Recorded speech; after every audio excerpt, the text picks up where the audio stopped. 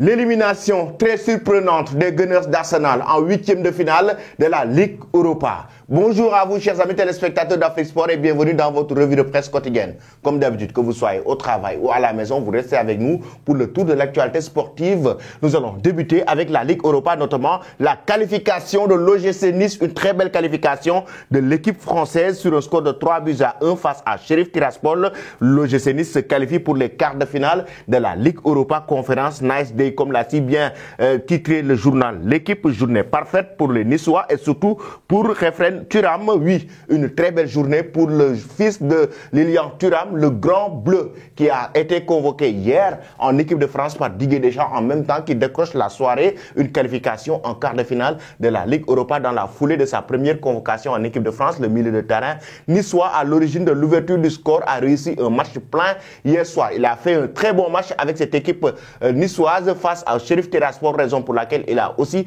en même temps dans la même journée décroché une qualification, une convocation avec les Bleus de Didier Deschamps. Il rejoint son grand frère Marcus Thuram chez les Bleus de Didier Deschamps. Nice Day, comme l'a si bien évoqué le quotidien L'équipe. Chers amis, nous allons directement en Italie avec la belle qualification aussi de cette équipe de la vieille dame. Gazzetta dello Sport et Corriere dello Sport qui félicite la vieille dame, la Juventus de Turin, qui aussi s'est qualifiée sur un score de 2-0 face à Fribourg. Comme vous l'avez vu, Vlahovic a inscrit le premier but de cette équipe de la Juventus de Turin, mais Federico Chiesa, le très grand joueur italien, le très talentueux joueur italien aussi, a marqué le but du break pour cette équipe de la Juve. Il faut rappeler que Angel Di Maria avait inscrit un magnifique but lors du match aller. Et là, comme vous l'avez si bien vu, cette équipe de la vieille dame décroche une qualification en quart de finale de la Ligue Europa. Le tirage au sort, comme vous le savez, c'est aujourd'hui même. On saura aujourd'hui même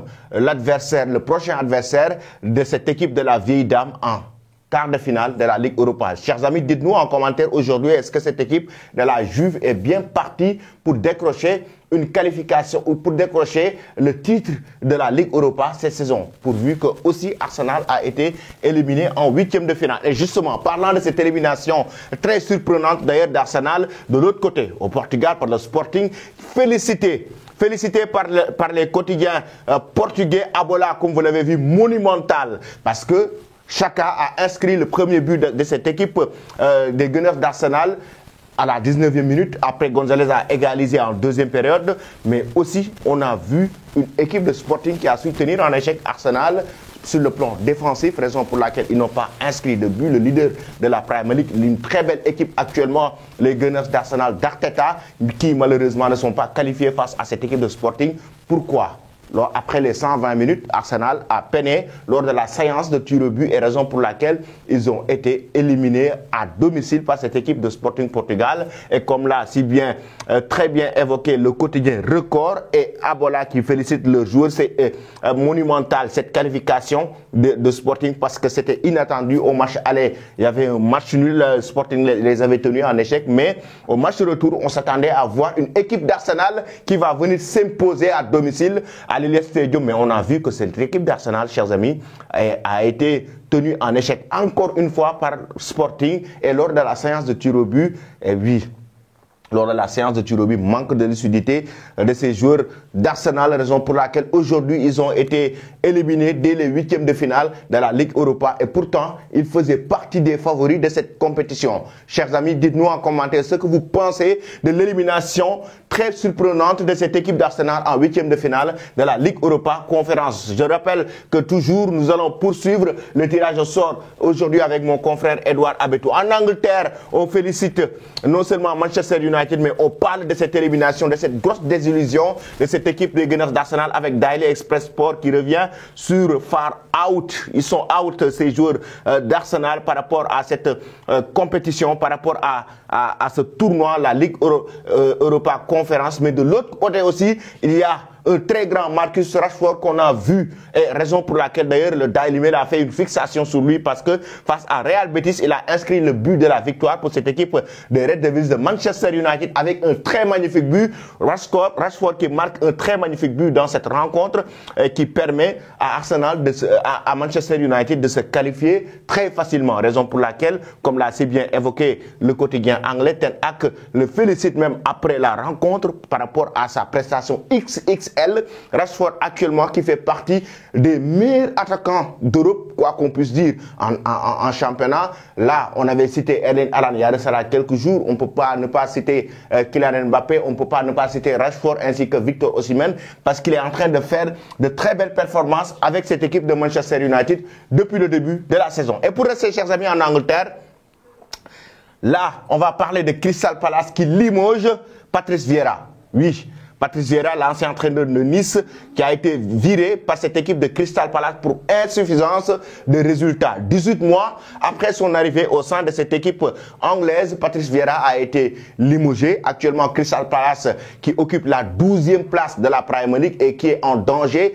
qui va vers la zone de relégation. En même temps, cette équipe de Crystal Palace n'a pas gagné de match en 2023. Ça veut dire qu'il y a eu des performances catastrophiques et insuffisantes, raison pour laquelle la direction a décidé de limoger l'entraîneur français Patrick Vieira, lui qui a été un entraîneur qui venait pour apporter entre guillemets son expérience, mais pour apporter de l'expertise par rapport à son vécu en tant que joueur, quelqu'un qui connaît la Premier League en jouant avec, en étant capitaine d'Arsenal il y a de cela des années derrière, mais aussi Patrice Vieira avec son expérience qu'il a su avoir avec l'OGC Nice. Malheureusement pour lui, il a été viré par la direction de Crystal Palace après 18 mois à la tête de cette équipe anglaise. Êtes-vous d'accord, chers amis, avec ce limogeage de Patrick Vieira en tant qu'entraîneur de Crystal Palace qui quitte son poste? Êtes-vous d'accord avec la direction de Crystal Palace? Vos réponses, j'aimerais les avoir en commentaire, chers amis. Nous allons directement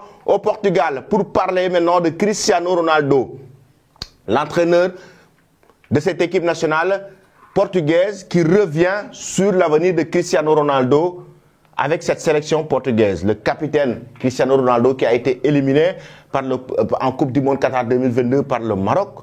Et oui, le nouvel entraîneur de cette équipe nationale du Portugal a été clair et net. Il faut respecter un très grand joueur comme Cristiano Ronaldo. Il faut respecter les cadres de cette équipe nationale du Portugal. Et il compte les maintenir et pour apporter aussi, renforcer avec d'autres jeunes, mais il compte maintenir Cristiano Ronaldo, lui qui n'a pas pris sa carrière, il compte beaucoup sur lui par rapport à l'Euro 2024. Raison pour laquelle c'est une très belle nouvelle d'ailleurs pour Cristiano Ronaldo qui aura la confiance de son entraîneur en équipe nationale pour pouvoir espérer jouer énormément de matchs, mais aussi espérer garder son brassard de capitaine avec cette équipe nationale portugaise. En même temps, espérer jouer l'Euro 2024 parce qu'on l'a dit il y a de cela quelques semaines, Cristiano Ronaldo avait évoqué qu'il voudrait jouer l'Euro 2024 avec cette équipe nationale portugaise. Et là, il ne sera pas écarté malgré qu'il joue actuellement en Arabie Saoudite du côté d'Al-Nassr, malgré les difficultés qu'il avait avec Manchester United. Cristiano Ronaldo va rester bel et bien un cadre de cette équipe nationale du Portugal. Êtes-vous d'accord, chers amis, avec cette décision de l'entraîneur du Portugal? Cristiano Ronaldo est-il fini en sélection ou doit-il continuer pour pouvoir disputer l'Euro 2024 avec le Portugal? Vos réponses en commentaire. Je vais vous quitter avec cette image. Les clubs italiens qui se qualifient pour les quarts de finale de la Ligue des Champions. Ça n'est jamais, c'était pas arrivé avant 2005-2006, lors de la saison 2005-2006.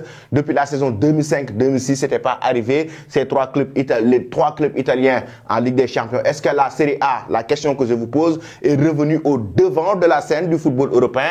Le Milan AC, l'Inter de Milan, Napoli, ces trois clubs italiens qui se sont qualifiés en quart de finale de la Ligue des Champions. Et tout à l'heure, le tirage au sort de cette compétition, les quarts de finale de la Ligue des Champions. Merci et bonne journée.